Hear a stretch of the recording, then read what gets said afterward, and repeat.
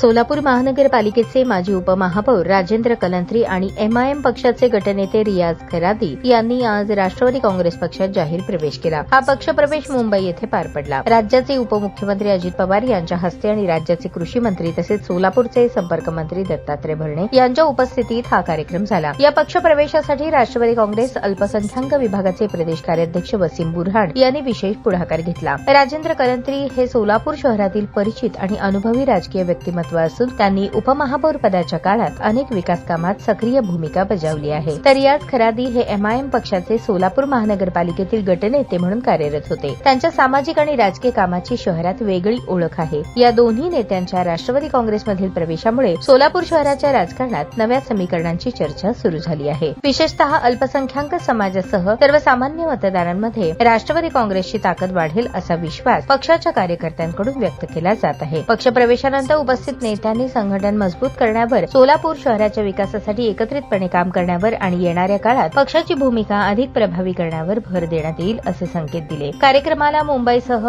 सोलापूर जिल्ह्यातील राष्ट्रवादी काँग्रेसचे अनेक पदाधिकारी, कार्यकर्ते आणि समर्थक मोठ्या संख्येने उपस्थित होते। या प्रवेशामुळे सोलापूरच्या राजकीय वातावरणात चांगलीच हालचाल निर्माण झाली आहे।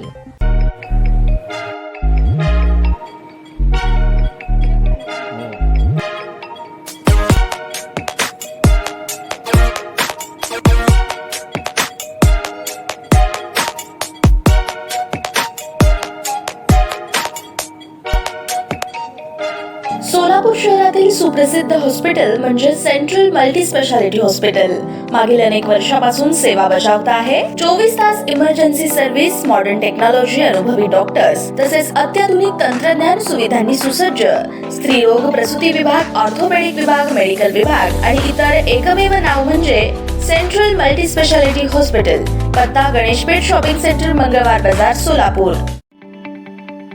ताज्या बातम्या पाहण्यासाठी प्राईम महाराष्ट्र न्यूज चॅनलला सबस्क्राईब करा।